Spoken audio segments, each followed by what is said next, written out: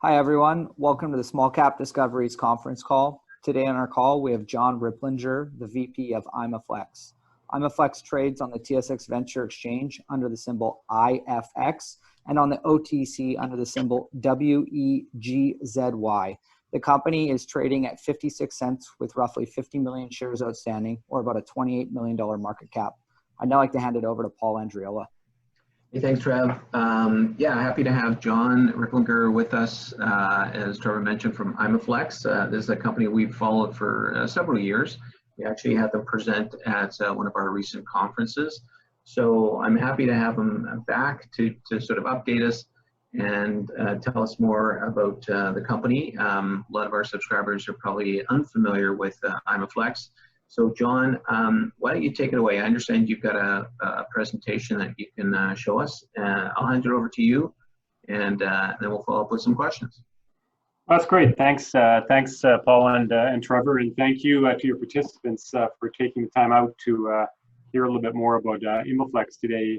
What I'd like to do then over the next few minutes is really give you a good overview of the company. We'll look at our core flexible packaging business that we operate in, and then jump into a blue sky opportunity, we call it, called Admissile, which is an agricultural film that has been designed to release active ingredients, pesticides, into the soil in a very safe, timely, and cost-effective manner. It replaces the need for chemical fumigation, and we'll be looking at that closer in just a minute. Now, if that product is successful, it is really a potential game changer for the company and for the industry as well.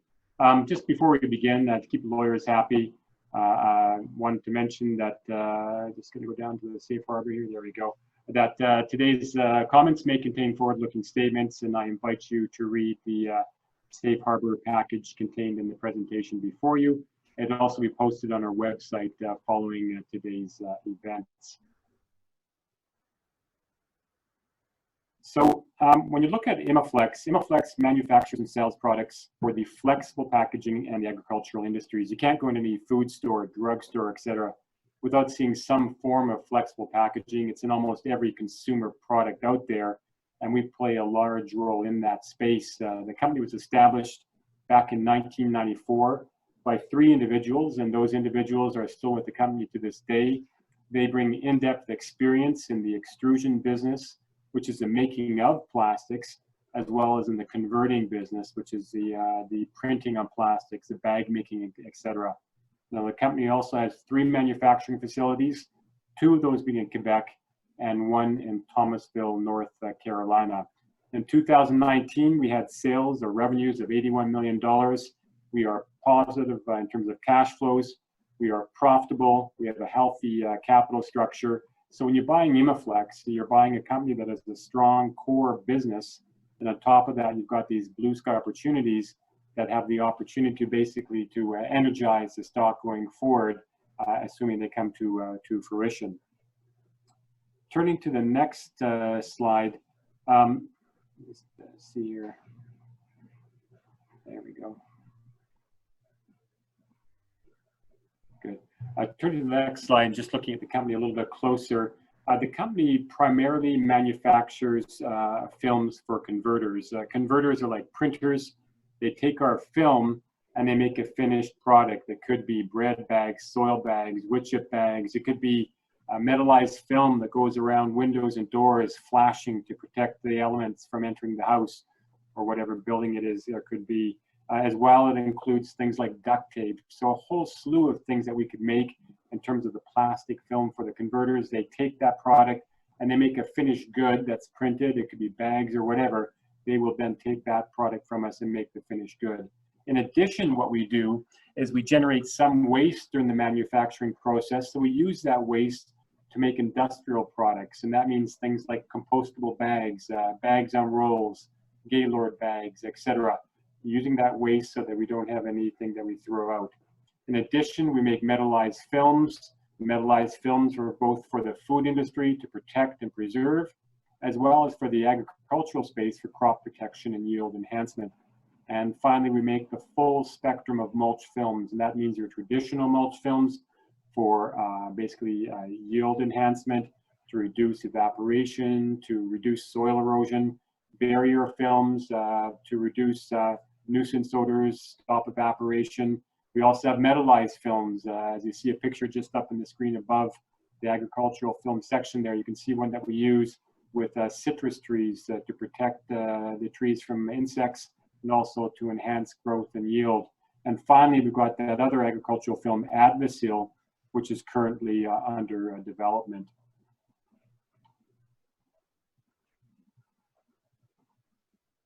Turn to the next slide. Just getting that up here. There's a bit of a lag when I push the button. Good. Okay, so the next slide now, just looking at Imaflex in terms of the business, a key market differentiator for us is our ability to develop customized solutions for our clientele. We specialize in smaller orders, customized solutions, and quick turnaround times. We're in a very competitive industry. We've got a lot of larger players, and by basically carving ourselves a little space in this niche market, we can really target a certain audience who's looking for those three factors and be able to, quickly address their needs in terms of orders that come in and have a short-term requirement in terms of delivery, turnaround, customized solutions, etc. Now, we work with global brands as well in the development of our products. In fact, that product Admissile, which I was referring to earlier, is one which Bayer was originally developing. And Bayer, they came up with an idea to coat this agricultural film with an herbicide. And what they were finding is when they coated the film with that herbicide, the integrity of the plastic film was breaking down, wasn't working. And so they approached us to see if we could help them out to be able to develop a film that could be coated with that material, with that herbicide, and that would remain intact when placed on the ground. We were able to do that. We subsequently bought the rights from Bayer, the patent rights from Bayer, and the project manager working on the Bayer Admissile project came over and is now with us in our Florida operations. Let's go to the next slide.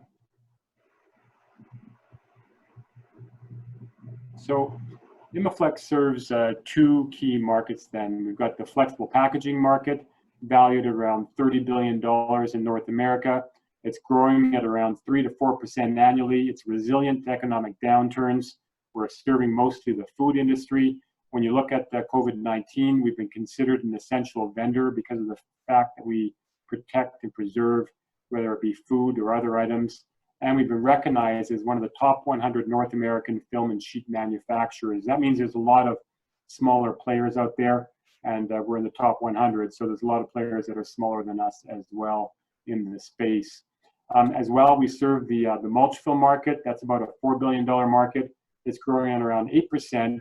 And in that space, we've also carved out certain niche areas to compete better, such as the Admissile film. And so we're pretty excited about that space. Right now, it accounts for, if you look at the pie chart on the page there, less than 10% of our overall revenues. But we expect that to increase going forward as we build out our new initiatives such as Admissile. So we're pretty excited about it, not only because of the fact that we've got that new film under development, but as well, when you look at the agriculture industry, the macro environment facing the agriculture industry is working in our favor. I'm just going to pull that up here. There we go. So when you look at some of the challenges facing the industry, you've got a growing world population, the rising demand for sustainable products, scarcity of resources, increased agriculture issues with respect to diseases, etc. So all of that means that the growers are turning to other industries to help them to do more with less. And that means they're turning to industries such as the plasticulture space as well. So we've got the Admissile film, which meets the need. And on top of that, we've got the macro environment, which is working in our favor. So hand in hand, they're creating a good environment for our product going forward. Now, when we talk about Admissile, then let's just jump in and take a look at that for a second. So Admissile is that film that I mentioned that you can coat with active ingredients, and that film is then placed on the ground, and those ingredients are released into the soil in a very safe, timely, and cost-effective manner. What we're talking about is fungicides to reduce the fungi in the soil. herbicides to reduce the weeds, and nematicides to reduce the insects. Originally, when Bayer approached us, they had the idea about using an herbicide film, and we actually took that all the way and we got it EPA approved. But as we were going along, what we were finding is the growers were saying, hey, we want a one-stop shop. We don't just want to have the herbicide on the film. We want to have the nematicides and the fungicides so we can alleviate the need to do the full fumigation. And so what are we talking about with fumigation? Well, when you look at what currently growers are doing on the next slide here, you can see what they do right now today is they will come along and they have to disinfest the soil. So they basically sanitize the soil to get it ready for new crop seedlings. When you're in places like the States where it's much warmer than Canada, you have a lot more issues with respect to that. So they come along and they'll fumigate the land with these pesticides, and then they'll immediately cover it with a plastic film to stop the nuisance odors, to stop the evaporation of the chemicals. They want to keep those chemicals in the soil. And this is subject to overdosing, underdosing, requires protective gear. And so frankly, we thought that, it's more efficient, more cost effective, more environmentally friendly if we could tailor this using a film that has already been coated with these active ingredients. And this is really what Admissile is all about. So going to the next slide. So basically what we do with Admissile, it's really a clean, non-fumigant alternative to pre-plant soil disinfestation. What happens then is the ingredients are coated onto the film at the factory, and as you see on the right-hand side of the page there, the film is placed on the soil, moisture rises from the soil, it hits the agricultural film, and the ingredients are activated, they are released into the soil in a very safe, timely, cost-effective way, replacing the need for chemical fumigation. So what you've just done there, they were already coating the land with the plastic film. You've removed the need to have that big equipment you saw there to inject those pesticides into the soil. You've removed that need. You're just placing the film in the soil, and it uses 95% less chemicals than what's being used today. So right now, on an acre, they could use 200 pounds, up to 200 pounds of chemicals. We'll reduce that by 95% with Admissile, which is a huge savings in terms of costs, in terms of the environmental impact, and the productivity as well, because you're alleviating one of the steps that was required. You've got yourself, we believe, a winner for all three areas: productivity, costs, and the environment. And on top of that, what we've also done, because it's non-volatile, you're not, injecting that and having the chemicals come out of the soil, seeping out of the soil. It's retained on the plastic film. Basically, what's happening is you're reducing or eliminating the need for buffer zones. I'm not sure if you've been out near agriculture areas and you get that smell in the air. Well, what they have to do right now in near populated areas is they have to keep a buffer zone because of those smells, because of the toxicity of the chemicals. With Admissile, we have the potential to reduce or eliminate those buffer zones so the growers can farm much more land than has been in the case traditionally.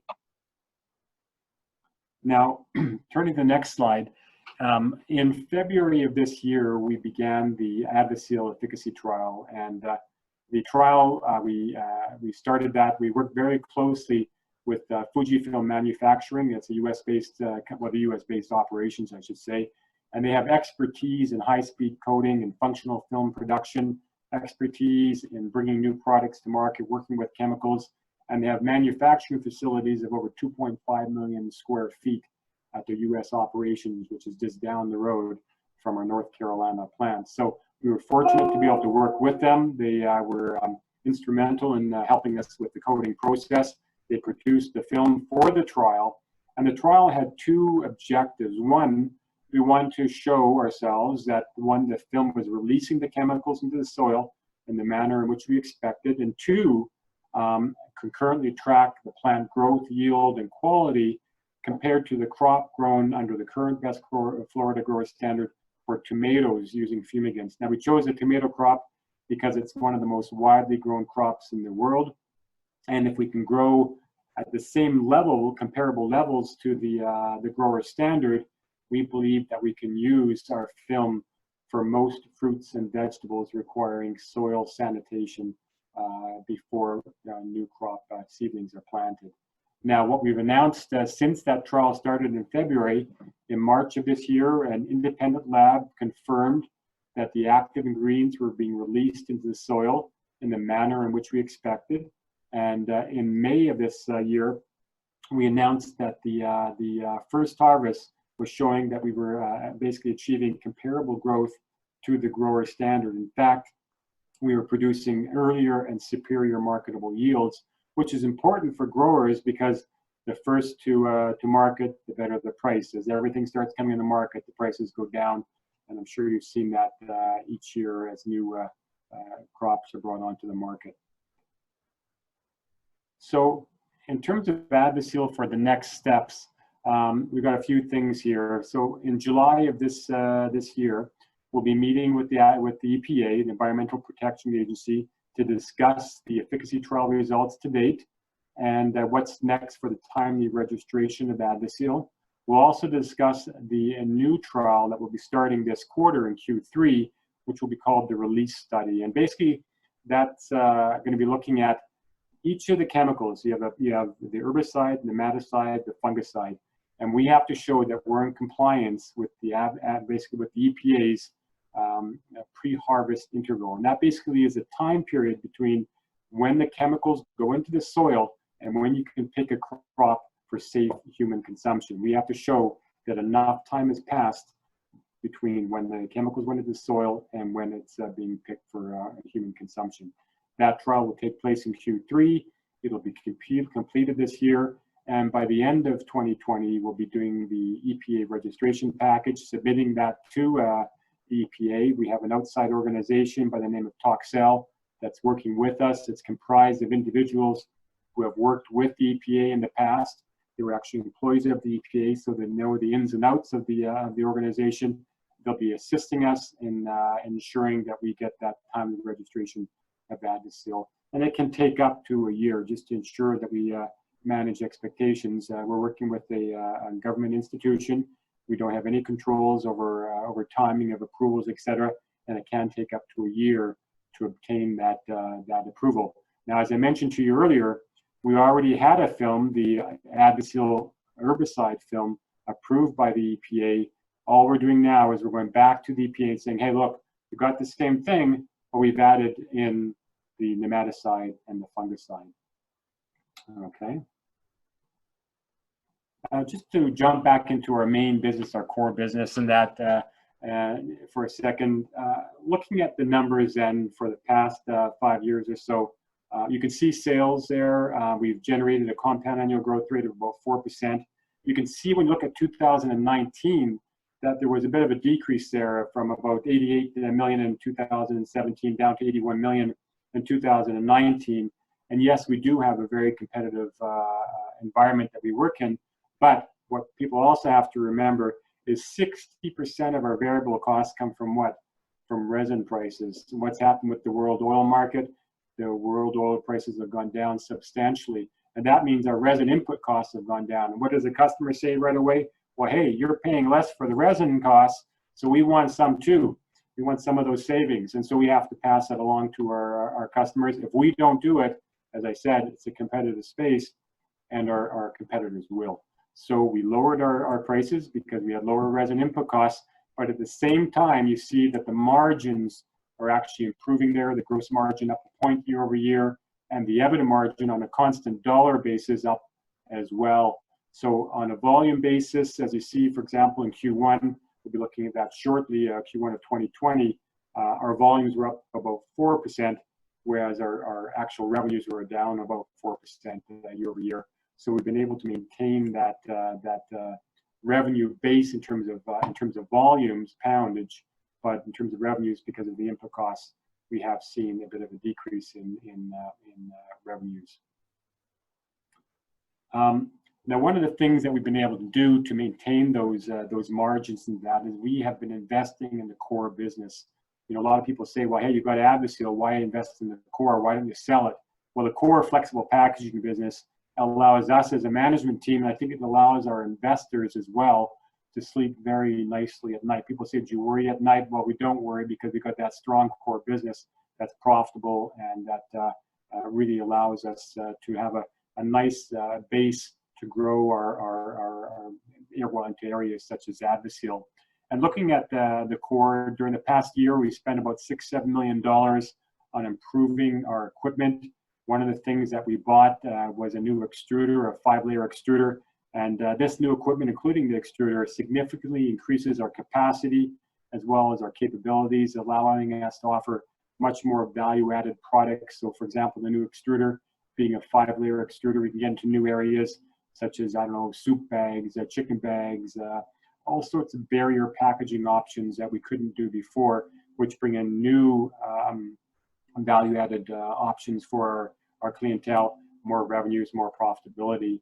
And collectively, excuse me, collectively, this new equipment will add over the next 15 months or so the potential for $10 million of additional revenues on an annual basis from the new equipment that has been put into play at our U.S. operations. And so that's one of the things that's helped us. And when we look at Q1 of 2020, what we've seen is, yes, as I mentioned to you earlier, revenues were down, again, resin input costs, but packaging volumes were up as well. We were more profitable on a year-over-year basis. Our profits were up, even when you look at it on a excluding foreign exchange, including foreign exchange up 162% for EBITDA, excluding foreign exchange up 42% for our EBITDA, which is showing you the improvements that we're starting to see in the business. Also had solid operating cash flows again for the quarter. So the new equipment definitely strengthening the core. We have some of basically our strongest product offerings that we've had to date since inception in 1994. Now, just some of you might be wondering about the impact of COVID-19. Simply put, all of our plants are running at normal business levels. We're considered an essential vendor and experiencing no delays with our suppliers or distribution channels. We have sufficient funds to continue to grow the business. And yes, the uncertainty remains with respect to COVID-19, what impact it will have on the business going forward. If we could have, for example, disruption at one of our plants due to COVID-19, all of the plants so are able to take on additional work going forward should it be necessary, should it be found that there's business disruption at one of the other plants. Longer term, though, we expect that we'll get out of this nicely, and that we have a solid foundation to continue to grow the business. So in conclusion, Imaflex, as I've said to you before, is an industry leader in a number of different spaces, niche markets that we've carved out for ourselves. We serve multi-billion-dollar markets. So we have a macro environment that is working within our favor, sustainability, intelligent farming becoming increasingly important, and we're helping those growers out within the plasticulture space. We're profitable, we have a healthy capital structure and positive cash flows, and that strong core business that's helping us to fund our growth initiatives in the agricultural space. And that's it. I'll turn it over to you, Paul, for questions. Perfect. Thank you, John. Right away, I mean, you did a great job covering a lot of the things that I would have asked if you didn't. But one of the things you mentioned there, you've increased your capacity. Do you have a dollar amount that sort of like what percentage utilization do you have right now of your current facilities, and where can it go with what you've just done? Right. So when we look at the business right now, I mentioned earlier that our revenues for 2019 were about $81 million. We can grow right now to about $110, $115 million without additional equipment needs. Okay. 110, 115. Okay, fantastic. And I mean, what do you need to do to grow into that? What's the sales effort necessary? How do you get more clients or increase your sort of client wallet spend? Yeah, so I mean, there's basically more boots on the ground. Just continue to knock on the doors. We have very well-established relationships with our clientele. We've got the new extruders. We have had some delays a little bit with the new extruders up and running, but because of COVID-19, it's a little bit less possible to reach out to these guys and talk about the new options that we have with the extruders. Those extruders are being utilized, and more for the 3-layer films right now. We're moving up towards a 5-layer, and as we continue dialogue with those customers, we'll be able to upsell and show the clientele that we can basically offer that expanded product going forward. So really, it's just continuing the dialogue with the customer base that we have. And I mean, with COVID right now, the way it is, how much of a hindrance is that to be able to do, sort of follow customers? Well, it's not with our traditional customers, not an issue right now at all. What it is in terms of the COVID-19, the impact was more since the new equipment came onto play. It's better when you're reaching out to new customers to be able to have that face-to-face. That's where it makes it a little bit more difficult. And so that equipment that we have right now that's been brought online, we've been using it predominantly for the 3-layer customers that we already had in place. Now, some of those customers do offer 5-layer products as well, and we've been able to offer some of those customers 5-layer products from our side. But it would be easier for us as we can see the doors open a bit more and get that face-to-face interaction with the actual customer on a go-forward basis. Yeah. Okay, cool. You did mention that your Q1 metrics were significantly better as far as sort of margins. You referenced obviously input prices specifically for oil. Right. I mean, do you see that going forward? Are you still seeing sort of pricing pressures from your customers, and are you still able to take advantage of sort of weaker input prices? And then I guess to follow on that, do you guys ever hedge any of your input costs? Yeah, just on the hedging side, I'll just mention we actually have a natural hedge because about 60% of our expenses, actually about 75% of our expenses are in U.S. dollars, and about 60% of our revenues are in U.S. dollars. So we sort of have a natural hedge right there. We haven't needed to hedge yet to date. Perhaps going forward we might, but we're not currently doing that. Now, in terms of the resin input costs, we expect those costs to remain relatively stable. There could be a little swing by a few cents up and down over the course of the year, but we were basically expecting to be relatively stable. We also have new supply coming onto market as well, so that will keep prices down a little bit, but we don't expect it to have a material impact on the business. That said, we do have a competitive environment out there, and if one of our competitors start to lower prices unexpectedly, we'd probably have to follow suit as well. But right now, we're not seeing the type of competitive pressures in terms of pricing on the market like we were seeing in say 2019. Okay, let's get back to Admissile. What sort of input price or input issues might you see there? Obviously, you've got other components that are other chemicals or other products that go into that. Is there any pricing issues around that? No. When you look at Admissile, internally, just in terms of the pro formas that we've done, we believe that we can generate 35% plus EBITDA margins with respect to it. And we're aware of the chemical costs. And we're aware of we would have to produce film just like we're doing right now for the growers. So we're aware of the cost for the resin input costs for the film itself. And even given those factors, we will be able to produce a product that we believe will be saving growers between 15 to over 50% of their current costs, because it depends on the basically the product being produced by the vegetable or the fruit being produced by them, and the chemicals that we currently use. Right. And I mean, so you have a sort of version of approval for Admissile, but you're waiting for further approval for the other functionality. Are you guys getting any revenue right now from Admissile? No, because we're not allowed. You cannot sell that product to anybody until you have EPA approval.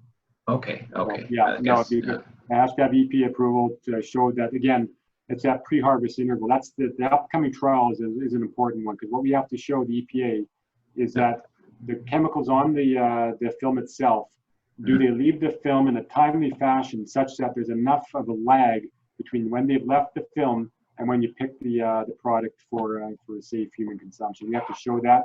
Once we've shown that, we'll submit the pre-registration package to the EPA, and then from there, the review, ask questions back and forth, and hopefully we'll get that approval that we're looking for.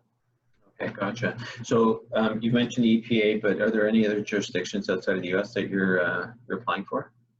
Yes, so we've got patents around the world, about 20 different countries. So Central America, USA, European Union, UK, China, etc. And so we have patents around the world. Now, does that mean if you get approval in the US, you can then go and just sell in those countries? No, it doesn't. It means that you will have to have some form of approval in those countries, but you might be able to piggyback on some of the, for example, the lab data that has been used and approved by the EPA in the USA. You may be able to go, say, for example, the United Kingdom and say, okay, here's the data that we have from an independent lab based on EPA approval. Can we use that? If they give you the okay, you can expedite the process a little bit faster. Gotcha. Now, who exactly do you sell to? Do you sell down to the individual farmer, or do you sell to distributors, or is there some other player in between you guys and the farmer that you sell to? Yeah, so right now what we're looking at is we would sell directly to the growers. When you're talking about farmers, you know, it's not 4 or 5 acres. You're talking about large farmers that, Right. you know, we wouldn't need a huge sales force to be able to reach them, let's say. So we would do direct sales to the farmers. We could look at distribution at some point in time. And as well, we could look at other options. So for example, right now we're targeting the US. The US has a potential market size of around $750 million, but we could keep the US for ourselves or partner with somebody else. We could also license the product either in parts of the US or outside of the US. There's a number of different opportunities that we're looking at and discussing internally to see what's best for the company and for the shareholders. So you're saying, is the addressable market for Admissile 750 million a year? And it's about 500,000 acres in the US. Yeah. And that's about, assuming about a $1,500 price per acre, it'd be about $750 million market potential. Wow. And so right now, the competitive product, or what are farmers doing or growers doing? Well, they're using that fumigation technique. That's the Right. one I was telling you about. So basically, they're coming along right now, and that's why growers are saving so much money. Because remember, I said to you, they're using right now about 200 pounds, up to 200 pounds per acre of these chemicals on the soil to get land ready for growing season. And basically, what we'd be doing is replacing that fumigation side of things. Right now, they're also putting down the film, as I mentioned to you. They fumigate the land. Mm-hmm. Immediately afterwards, they cover that land with the film. They also could cover the land with the film and then inject into the covered area the fumigants. So what we're doing is we're just getting rid of the machinery and saying, okay, let's just take the film and cover the land. And that film has the chemicals already on it. It's released in the soil, and it uses 95% less chemicals. Gotcha. So I guess the wrong question to just ask what's the price of the 200 pounds of chemicals, because there's obviously labor and a few other factors in there, the machinery you need to do that.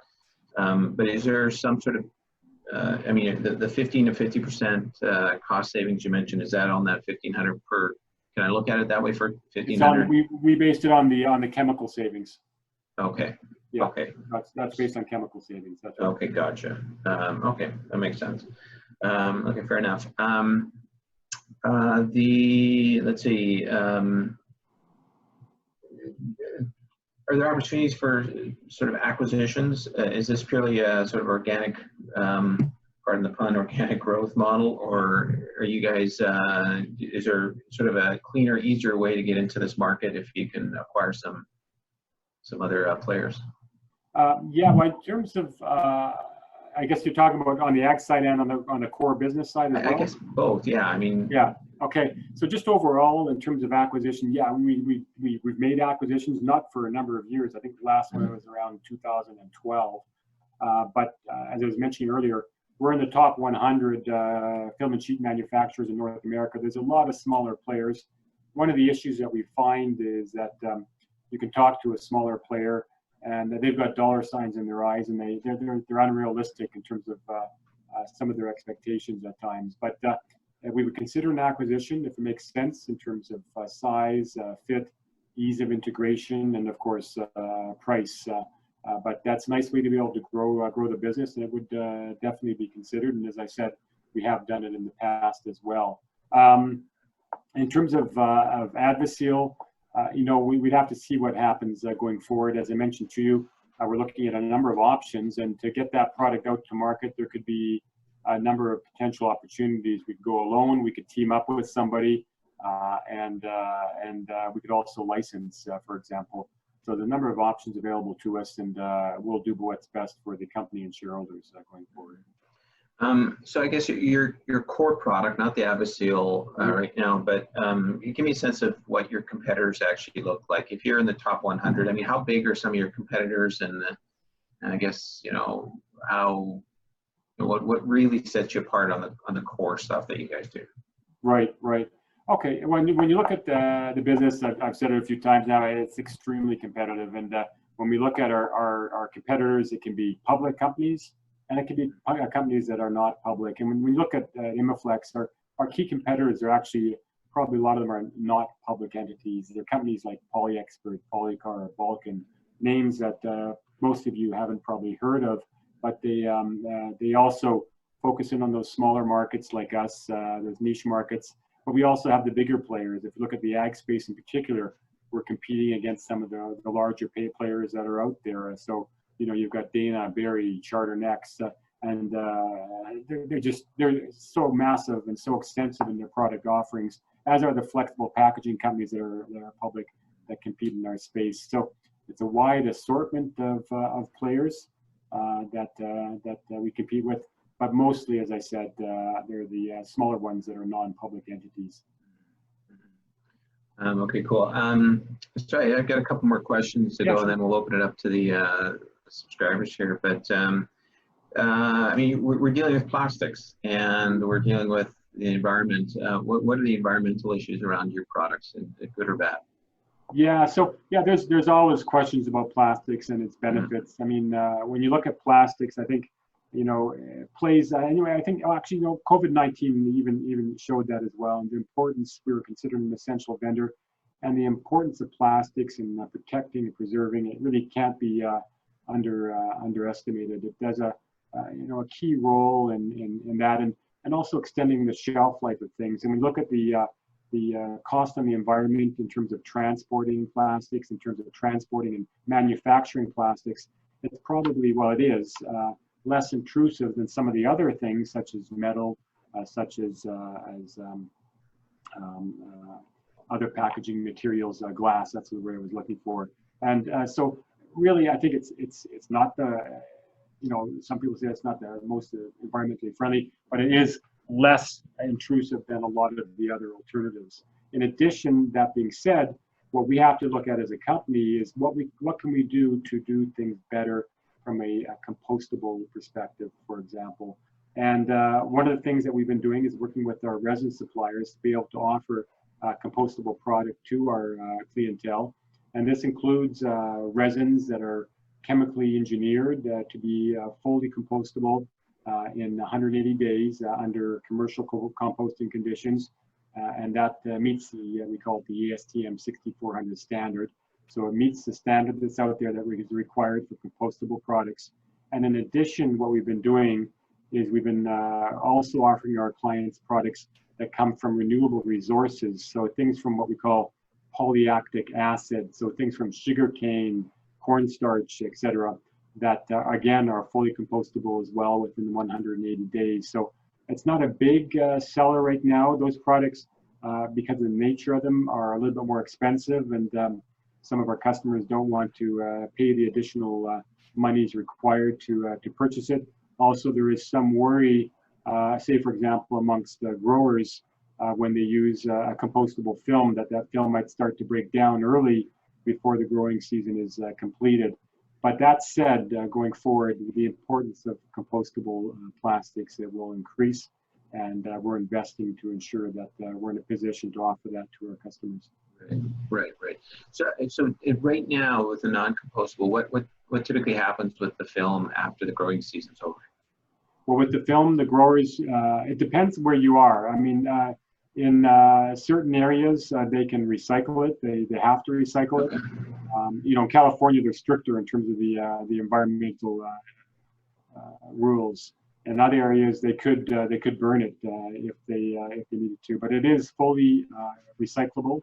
But it has to be cleaned. Obviously, if the soil is on the film, you require it to be cleaned before recycling it.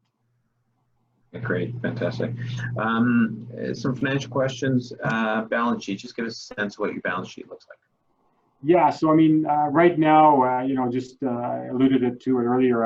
Talking with our finance guys just after the end of Q1, we're in one of our strongest positions ever in terms of the balance sheet.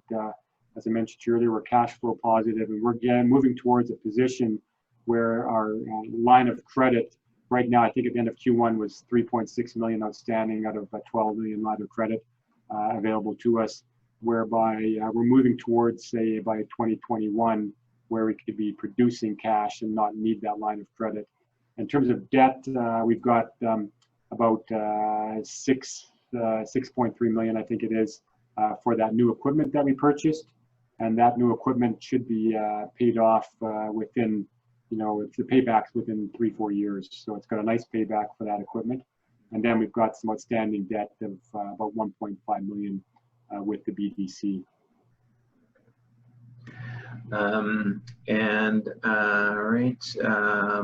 Your share structure, I think there's roughly 50 million shares outstanding. Tell us kind of insider position, maybe just a sort of bit of a capital structure and who owns what. Yeah, sure. Yeah, so there's a heavy insider ownership, about 56% in fact, that is held. The president, Joe, one of the original founders, has about 29%. And then the others three, well, there's actually one board member that came on board and he took up a healthy position of around 10%. And then the other two guys who started up the company, they have around 8% each. So, a healthy insider ownership. We have had some groups, individuals as well, indicate it'd be nice to be able to see them lighten up a little bit just to increase the liquidity. At these prices, we wouldn't do it, or they wouldn't do it, but perhaps going forward, they may lighten up a bit just to increase the liquidity. But healthy ownership structure there. And then in addition, we've got probably, if we say 60%, this is rounded up, but that's held by insiders. The other 40 is held evenly between retail and institutional. And a lot of our retail guys and institutional guys are long-term holders who are believers in the Admissile story and the company. When was the last equity financing you guys did? Oh, it was a number of years back. I've got that somewhere here. Let me just tell you. 2014, we raised $1.8 million. Okay. Do you have any analyst coverage right now? Yep, we've got Beacon Securities, Ahmed Shah. And, Ahmed, yeah. Awesome. That's great. That's fantastic. Okay, I think I've covered off my questions. I'll open it up to some of the questions from our viewers. Okay, so Matthew has asked, and you kind of touched this a little bit, but the factors that contributed to the strong gross margin performance in Q1, can we expect this gross margin to be sustainable going forward? Yeah, so what I can say to you is when you look at Q1, we did benefit, as I mentioned, from foreign exchange as well. So when we looked at the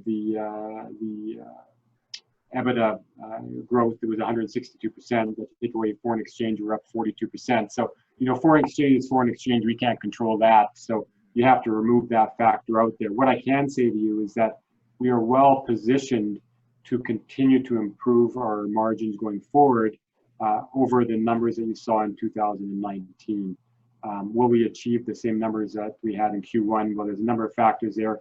FX played a big role, but the new equipment that we brought on board that allows us to offer much more enhanced value-added products. The dollar in terms of foreign exchange, we'll have to see what happens there. But we are well positioned, we believe, to continue to increase our margins over 2019 levels on a go-forward basis. Cool. Okay, so you had mentioned in your presentation, and if, I just want to be clear on this.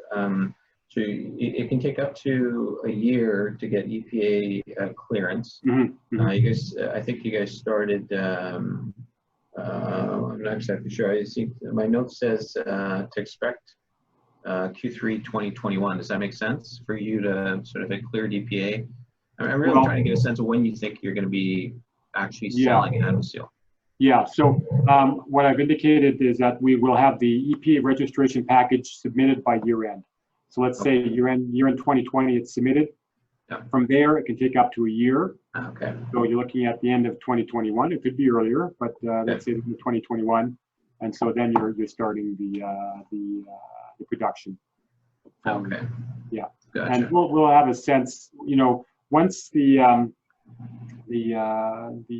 release study is completed, we'll know what we've got. Does it have the ingredients left in the manner in which the EPA is looking for or not? We'll know right then if we really think we have a winning product or not. If the release study comes up negative and doesn't work in our favor, then we've got a problem. But if we meet all of the criteria, we'll be in a position to say to ourselves, okay, now we still have to get the EPA approval, but we've got a product that meets the criteria of what the EPA is looking for or not. Do you follow what I'm saying? Right. Yeah. Absolutely. I mean, are you aware of anybody else that's doing anything similar? No one. No. Okay. I think there's one company that does something with bananas, and they cover bananas because they have a bacterial disease. Some of the bananas, they put a plastic bag around it, and then they inject some type of chemical to get rid of it. But there's nobody else, and in fact, we have patents as well. So it'd be difficult for somebody else to come into the space. Right. Okay. Fantastic. Well, guess what, John? It looks like you've answered all the questions both myself and our listeners have. Let me see, just confirm. Yeah, it looks like we did. What we usually like to do at this point is just give you a few minutes just to make sure that you. Oh, wait a minute! A last-minute question. Here we go. Okay. What type of company? And some guy named Trevor here. I don't know who. What type of company would be interested in acquiring Imaflex with no market comps? How do you compare? That makes sense. Yeah. I mean, it could be a whole slew of companies that would be interested. It could be a plastics company. It could be a crop protection company. Remember, Bayer is the one that first came to us with the idea. So there's a whole slew of different companies that could be interested in working with us. In terms of comps, yeah, it does make it a little bit difficult because you're not buying just a plastics company that may have a multiple of say 11, 12 when you times EBITDA when you're purchasing it. You're talking about a company or a part of a company that has, as I mentioned to you, are almost like a biotech that has 30, 35% plus EBITDA margins, which is very interesting. You could actually look at the companies and say, do they belong together? If Admissile does come to fruition, as we hope, if it's as successful as we hope, you could almost look at those two businesses being standalone on a go-forward basis, depending on what happens. But yeah, it does make it difficult from a valuation perspective. Again, just because there's such different types of companies. Good. Understood.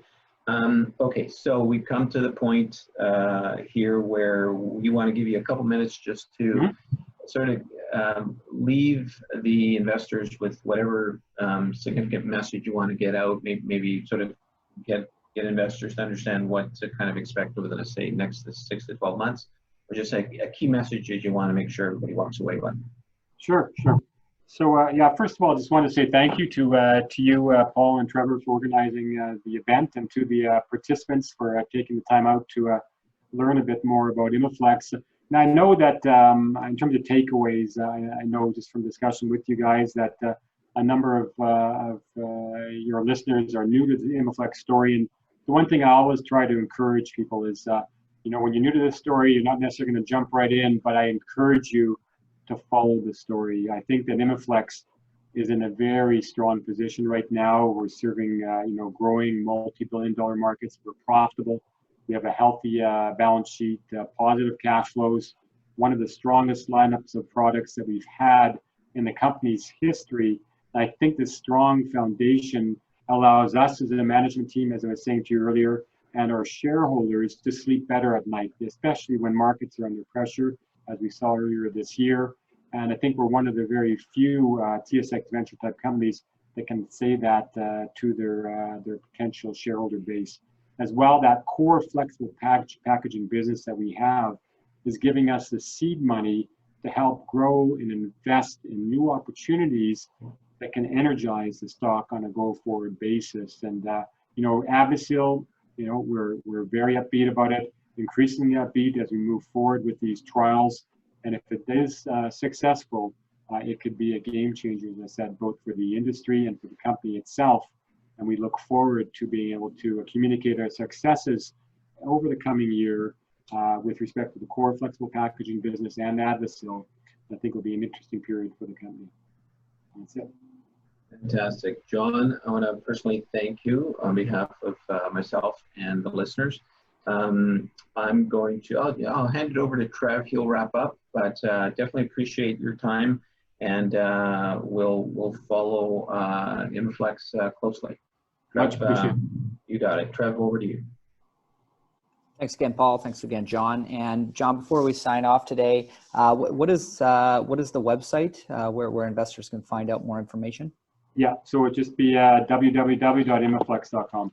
And if they'd like to connect with you or anybody from the team, who's the best contact, and how do they contact them? Yeah, so I'm pretty easy to reach. It's just John R, so JOHNR at imaflex.com. And I'll give you my number as well, 514-935-5710, extension number 157. So I'll repeat that again, 514-935-5710, extension 157, and John R at imaflex.com. Awesome, John. Thanks again for your time today. And again, we're looking forward to the pending financials and the Admissile trials, and we look forward to having you on again soon. Well, thanks again for having me, guys. Take care. Enjoy your day. Thank you. Bye-bye. I'll sign off now.